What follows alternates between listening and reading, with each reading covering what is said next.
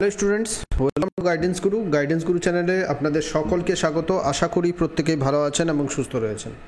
West Bengal SSC group CD 2025 আজ হয়ে গেল 20 তারিখ, অর্থাৎ 20 জুন। এখনও পর্যন্ত নোটিফিকেশান আসেনি, তো সম্ভাবনা দু এক দিনের মধ্যেই আপনাদের নোটিফিকেশান আসতে পারে।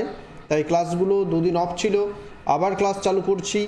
আজ হচ্ছে আমাদের 23 নাম্বার প্র্যাকটিস সেট। এই প্র্যাকটিস সেটেও থাকবে প্রত্যেক দিনের মতো 25টা প্রশ্ন। জিকে কারেন্ট অ্যাফেয়ার্স মিলিয়ে মোট 25টা প্রশ্ন থাকবে, তো মন দিয়ে দেখবেন লাস্ট পর্যন্ত। প্রত্যেকটা প্রশ্ন আপনাদের পরীক্ষার জন্য ইম্পর্টেন্ট। আরেকটা কথা, ইম্পর্টেন্ট কথা, মন দিয়ে একটু শুনুন। এএসএসসি জিডি গ্রুপ সিডি একটা ব্যাচ আমরা চালু করেছি, যেখানে স্টাডি মেটেরিয়াল জিকে এবং কারেন্ট অ্যাফেয়ার্সে আপনাদের 30 নাম্বার আছে। সেই 30 নাম্বারের জন্য স্টাডি মেটেরিয়াল যদি আপনারা সংগ্রহ করতে চান, এবং স্টাডি মেটেরিয়ালের সঙ্গে আমরা সপ্তাহে 2 দিন করে ক্লাসও দেবো, ঠিক আছে? তো এটা আসলেই হচ্ছে একটা স্টাডি মেটেরিয়াল ব্যাচ। যদি সংগ্রহ করতে চান তাহলে আমাদের টেলিগ্রামে গ্রুপ রয়েছে, SSC group CD PDF batch বলে একটা গ্রুপ রয়েছে, সেই গ্রুপে আপনাকে জয়েন করতে হবে। এখনও মাত্র আর কয়েকজন পাবে, 399-এ এটা পাবে, কিন্তু এটা 100-এর বেশি। আমাদের সেকেন্ড ব্যাচ এটা চলছে, এখানেও 100-এর বেশি যদি হয়ে যায় স্টুডেন্ট, তখন আমরা এই ফিজটা বেড়ে যাবে, ঠিক আছে? তো যদি জয়েন হতে চান আমাদের হোয়াটসঅ্যাপ নাম্বার দেখুন, এই হোয়াটসঅ্যাপ নাম্বারে মেসেজ করুন। হোয়াটসঅ্যাপে মেসেজ করবেন, সমস্ত ডিটেলস আমরা পাঠিয়ে দেবো। চলুন শুরু করা যাক। তার আগে আরেকটা কথা, আমাদের ফ্রি টেলিগ্রাম চ্যানেল রয়েছে, যদি জয়েন করতে চান ডেসক্রিপশানে লিঙ্ক আছে, অতি অবশ্যই জয়েন করুন। সমস্ত চাকরির আপডেট, যে কোনো চাকরির আপডেট আমরা সেখানে প্রোভাইড করে থাকি। চলে যাব আজকের প্রথম প্রশ্ন, দেখুন কি আছে। নিম্নের কে সম্প্রতি ইউপিএসসি, প্রশ্নটা ছিল এটা, ইউপিএসসি এর নতুন চেয়ারম্যান নিযুক্ত হয়েছেন। ইউপিএসসি এর নতুন চেয়ারম্যান পদে কে নিযুক্ত হয়েছেন? ডক্টর অজয় কুমার, মনীশ গুপ্ত, সরোজ কুমার সিং, সুরুচি সাক্সেনা। কারেন্ট অ্যাফেয়ার্সগুলো একটু আপনাদের সমস্যা হবে, বাকি যে প্রশ্নগুলো আজ রেখেছি প্রত্যেকটাই কিন্তু একেবারে সহজ প্রশ্ন আছে। কারেন্ট অ্যাফেয়ার্সগুলোর যদি না পারেন করতে কিছু সমস্যা নেই, কিন্তু যে জিকেগুলো আজ আছে সেই জিকেগুলো আপনাদের প্রত্যেককে পারা উচিত। তো ইউপিএসসি এর নতুন চেয়ারম্যান হিসেবে নিযুক্ত হয়েছেন doctor Ajay Kumar. Option A is the correct answer. UPSC এর সম্পূর্ণ নাম হচ্ছে union public service commission. Union public service commission. এই ইউপিএসসি প্রতিষ্ঠা হয়েছিল 1 অক্টোবর 1926 সালে, যার হেডকোয়ার্টার অবস্থিত নিউ দিল্লিতে, ঠিক আছে? তো চেয়ারপারসন হচ্ছেন অজয় কুমার। পরবর্তী প্রশ্নে আমরা চলে যাব, কি প্রশ্ন আছে দেখব। তার আগে ক্লাস ভালো লাগলে অতি অবশ্যই আপনারা ক্লাসকে লাইক করুন, ভিডিও লাইক করুন, আপনাদের বন্ধুদের সাথে শেয়ার করে দিন। সম্প্রতি কোন কন্নড় লেখিকা আন্তর্জাতিক বুকার পুরস্কার 2025 পেলেন? ভেরি ভেরি ইম্পর্টেন্ট প্রশ্ন। আগের প্রশ্নটাও ভেরি ভেরি ইম্পর্টেন্ট, এটাও ভেরি ভেরি ইম্পর্টেন্ট। কন্নড় লেখিকা আন্তর্জাতিক বুকার পুরস্কার 2025 পেয়েছেন। তো লাস্ট কয়েক বছর পর কিন্তু ভারত থেকে কেউ ইন্টারন্যাশনাল বুকার প্রাইজ পেয়েছেন। তিনি হচ্ছেন কন্নড় লেখিকা Banu Mushtaq. Banu Mushtaq is the correct answer, option C. কেন পেয়েছেন সেটাও বলে দেব। তিনি হার্ট ল্যাম্প, এই যে হার্ট ল্যাম্প, এই হার্ট ল্যাম্প বলে একটি রচনা তিনি লিখেছিলেন। এই হার্ট ল্যাম্পকে, এটা হচ্ছে আন্তর্জাতিক বুকার পুরস্কারটা ট্রান্সলেটের জন্য করা হয়। এটা কন্নড় ভাষায় তিনি লিখেছিলেন বানু মুস্তাক। এটাকে একজন ট্রান্সলেট করেছেন যার নাম হচ্ছে দীপা ভাস্তি। দীপা ভাস্তি এটাকে ইংলিশে ট্রান্সলেট করেছেন। তো তারপরই এই হার্ট ল্যাম্প লেখাটি কিন্তু ইন্টারন্যাশনাল বুকার প্রাইজ জিতে নিয়েছে, ঠিক আছে? Heart lamp, option C is the correct answer. 3 number প্রশ্নে চলে যাব আমরা। সম্প্রতি কোন ভারতীয় অলিম্পিক স্বর্ণপদক বিজেতাকে ভারতীয় সেনার লেফটেন্যান্ট কর্নেলের র্যাঙ্ক প্রদান করা হয়েছে? কাকে ভারতীয় সেনার লেফটেন্যান্ট কর্নেল র্যাঙ্ক প্রদান করা হয়েছে কাকে? সুশীল কুমার, কেডি যাদব, নীরজ চোপড়া নাকি পিভি সিন্ধু? কারেক্ট আনসার হবে Neeraj Chopra is the correct answer. Neeraj চোপড়াকে লেফটেন্যান্ট কর্নেল এর র্যাঙ্ক প্রদান করা হয়েছে। 4 নম্বর প্রশ্ন আমরা দেখব। সম্প্রতি কাকে বিশ্ব খাদ্য পুরস্কার 2025 দ্বারা সম্মানিত করা হয়েছে? মোস্ট ইম্পর্টেন্ট প্রশ্ন, এটাও ভেরি ভেরি ইম্পর্টেন্ট প্রশ্ন। ওয়ার্ল্ড ফুড প্রাইজ 2025 দ্বারা কাকে সম্মানিত করা হয়েছে? Doctor Mariangela Hungria, doctor Jesse Albert, Nita Ambani, Roop Singh Rathore. Correct answer হয়ে যাবে ডাক্তার মারিয়াঙ্গালা হুঙ্গারিয়া। যাই হোক, যে যেমন পারেন নিজের মতো করে মনে রাখবেন, ডাক্তার মারিয়াঙ্গালা হুঙ্গারিয়া, ঠিক আছে? Option D is the correct answer. কেন পেয়েছেন তিনি? তিনি একটা বায়োলজিতে গবেষণার জন্য পেয়েছেন, বায়োলজিক্যাল নাইট্রোজেন ফিক্সেশন, এটার জন্য। ঠিক আছে, তার বায়োলজিক্যাল নাইট্রোজেন ফিক্সেশন এই কাজটার জন্য তিনি এটা পেয়েছেন বিশ্ব খাদ্য পুরস্কার 2025। বেশি ডিটেলসে জানার দরকার নেই, শুধু কে পেয়েছেন নামটা মনে রাখবেন, মারিয়েঙ্গালা হুংরিয়া।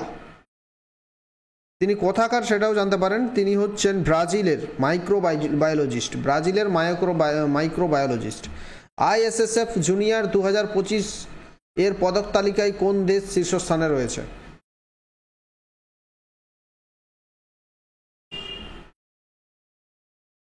ISSF জুনিয়র 2025 এর পদক তালিকায় কোন দেশ শীর্ষস্থানে রয়েছে? শীর্ষস্থানে হচ্ছে পদক তালিকায় ভারত। একটা জিনিস মনে রাখবেন, ISSF মানে হচ্ছে ইন্টারন্যাশনাল শুটিং স্পোর্টস ফেডারেশন। শুটিংয়ের ক্ষেত্রে ভারত কিন্তু অনেক দেশ থেকে এগিয়ে আছে। প্রত্যেক বছরই শুটিংয়ে মোটামুটি ভারত কিন্তু অলিম্পিকে গোল্ড মেডাল নিয়ে আসছে, আর বিভিন্ন যে ওয়ার্ল্ড চ্যাম্পিয়নশিপ সেখানেও প্রচুর গোল্ড মেডাল ভারত নিয়ে আসছে। তো শুটিংয়ে ভারত ISSF যে জুনিয়র বিশ্বকাপ 2025-এর পদক তালিকায় ভারত শীর্ষে রয়েছে। প্রতিযোগিতাটি 11 মে থেকে 20 মে 2025 জার্মানিতে আয়োজিত হলো।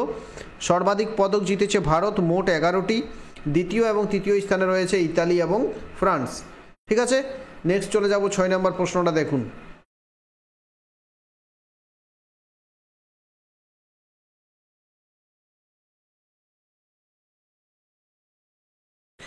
প্রশ্ন হচ্ছে, কোন রাজ্য সরকার ভারতীয় রেলওয়ে এর সাথে মিলিতভাবে ভিস্টাডোম জঙ্গল সাফারি ট্রেন চালু করেছে?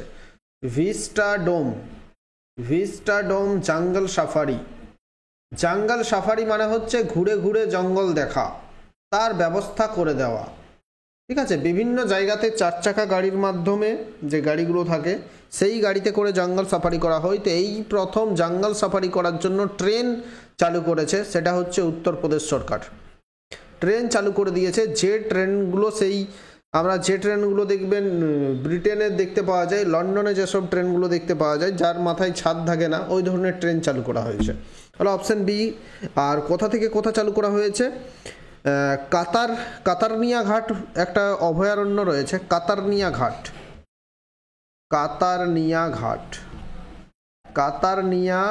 ঘাট অভয়ারণ্য থেকে দুধুয়া বলে একটা জায়গা আছে, সেখানে দুধুয়া টাইগার রিজার্ভ। কাতারনিয়া অভয়ারণ্য থেকে দুধুয়া টাইগার রিজার্ভ, এর মধ্যে এই ট্রেন সাফারি চালু করেছে উত্তরপ্রদেশ সরকার। এটাও ইম্পর্টেন্ট প্রশ্ন ছিল। নেক্সট প্রশ্ন দেখুন। তো এতক্ষণ আমরা 6টা পরপর কারেন্ট অ্যাফেয়ার্সের প্রশ্ন করলাম। 7 নম্বর, নিম্নের কে DRDO এর চিফ হিসেবে পুনরায় নিযুক্ত হয়েছেন? এটাও কারেন্ট অ্যাফেয়ার্স থেকে প্রশ্ন এবং ভেরি ভেরি ইম্পর্টেন্ট প্রশ্ন।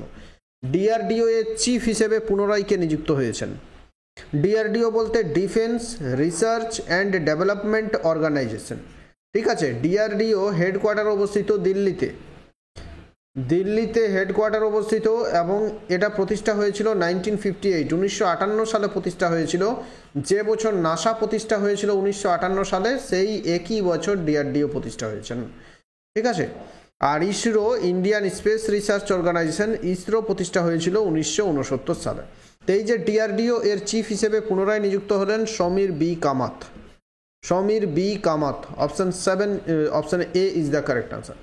8 নম্বর প্রশ্ন, প্রতি একক ভরে বেশি ক্যালোরি যোগান দেয় যে খাদ্য, তা হলো? কোন খাদ্য থেকে আমরা বেশি ক্যালোরি পাই? কার্বোহাইড্রেট থেকে, প্রোটিন থেকে, ফ্যাট থেকে, নাকি জল থেকে? এই প্রশ্নের উত্তর আমরা বলে দেব না, নিজেদের আপনারা প্রত্যেকেই আশা করি যে এর উত্তরটা কমেন্টে জানাবেন। উত্তর না জানা থাকলেও আপনারা যদি একটু চিন্তা ভাবনা করেন যে ক্যালোরি আমরা কোথার থেকে বেশি পাই, তো সহজেই বুঝতে পারবেন কোথার থেকে আমরা বেশি ক্যালোরি পাই। তো সেই উত্তরটা কমেন্ট বক্সে প্রত্যেকে কমেন্ট করে দেবেন। ইচ অ্যান্ড এভরিওয়ান, প্রত্যেকের কাছে রিকোয়েস্ট থাকছে যে কমেন্ট করে জানাবেন। 9 নম্বর প্রশ্ন হচ্ছে, ইউট্রিফিকেশন বা ইউট্রোফিকেশন হয়ে গেছে, এটা ইউট্রিফিকেশন হলো এক ধরনের কি? বায়ু দূষণ, মাটি দূষণ, জল দূষণ, নাকি শব্দ দূষণ? এটা গ্রুপ ডির পরীক্ষা 2017-তে প্রশ্নটা এসেছিল, এখানে আবার রিপিট হয়ে গেছে। তো ইউট্রিফিকেশন হলো এক ধরনের কি? ইউট্রিফিকেশন হচ্ছে এক ধরনের জল দূষণ। কি দূষণ? জল দূষণ। দেখবেন জলের সময় যে পুকুরে বেশি দেখতে পাবেন জিনিসটা, পুকুরের মধ্যে কি দেখবেন, জলাশয়ে অনেকদিন জল জমে থাকলে সেই জলের ওপর কি দেখবেন পুরো সবুজ হয়ে যায় জলটা।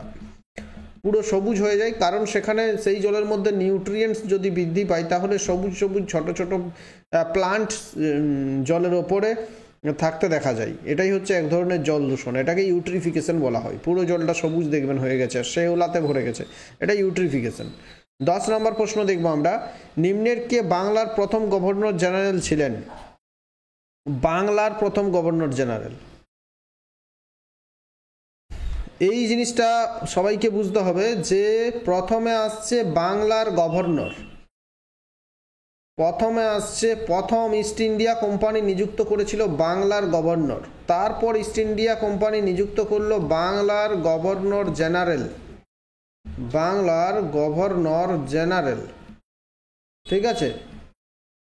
তারপর সেটা হয়ে গেল ভারতের গভর্নর জেনারেল, তারপরে সেই পদের নাম চেঞ্জ করে ভারতের গভর্নর জেনারেল, তারপর সেই পদের নামটা আবার চেঞ্জ করে ভারতের ভাইসরয়, ভারতের ভাইসরয়, ঠিক আছে।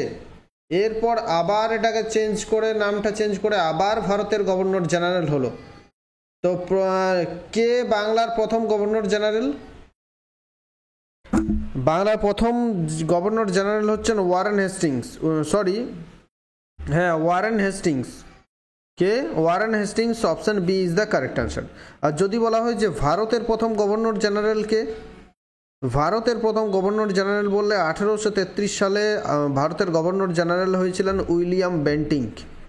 উইলিয়াম বেন্টিং ভারতের প্রথম গভর্নর জেনারেল। যদি বলা হয় ভারতের প্রথম ভাইসরয় কে, তো 1858 সালে যখন মহাবিদ্রোহের সময় 1858 সালে লর্ড ক্যানিং ভারতের প্রথম ভাইসরয়। ভারতের শেষ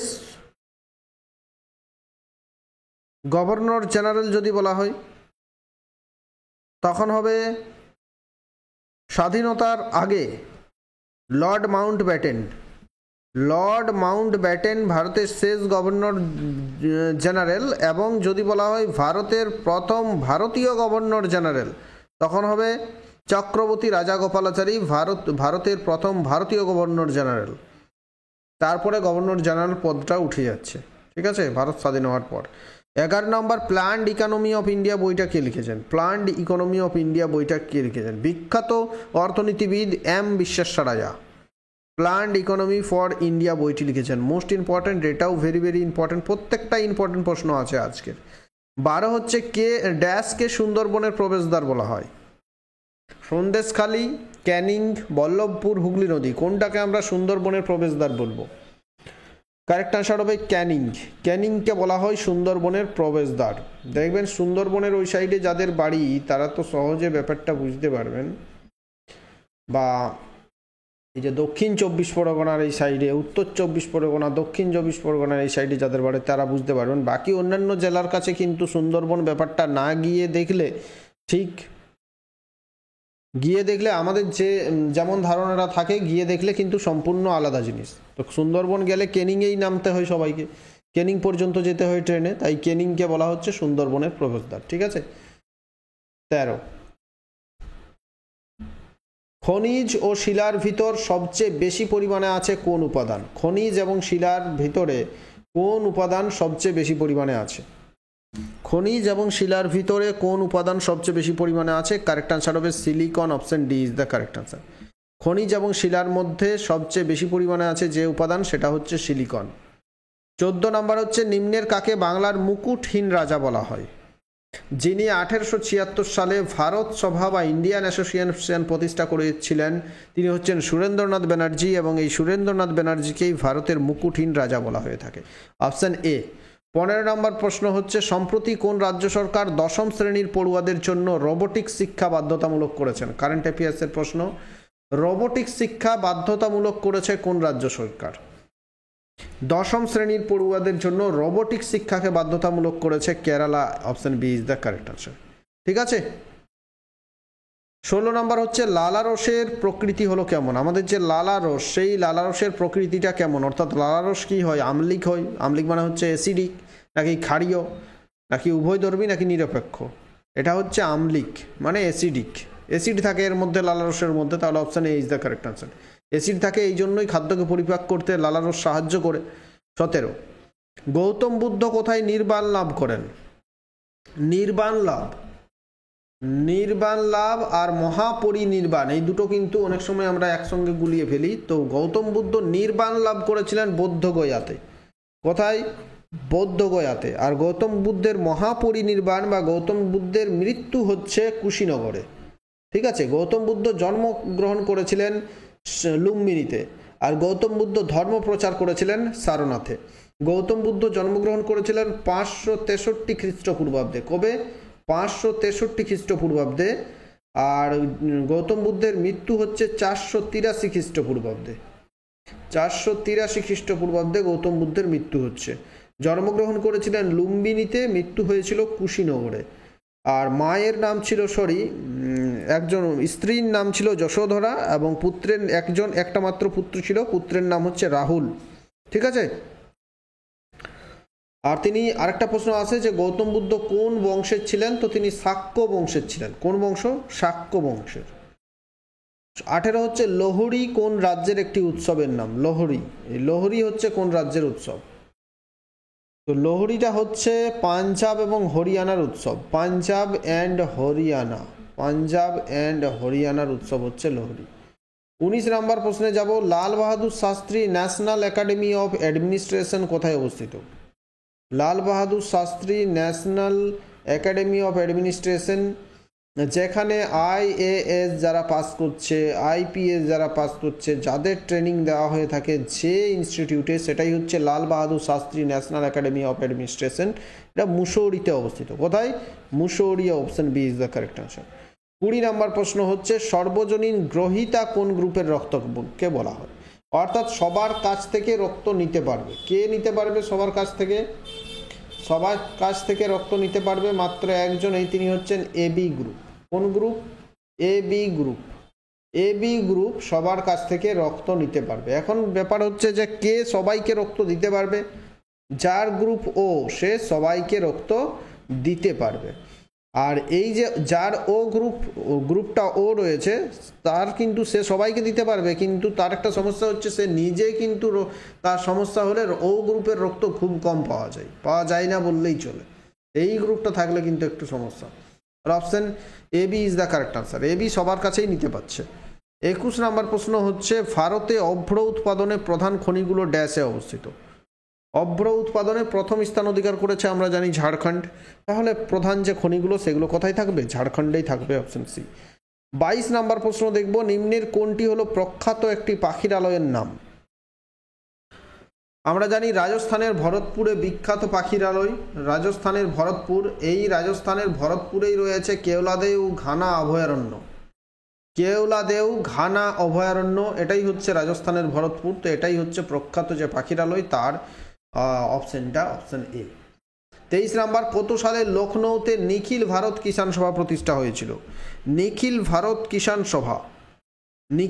কিষাণ সভা প্রতিষ্ঠা করেছিলেন সহজানন্দ সরস্বতী। কে প্রতিষ্ঠা করেছিলেন?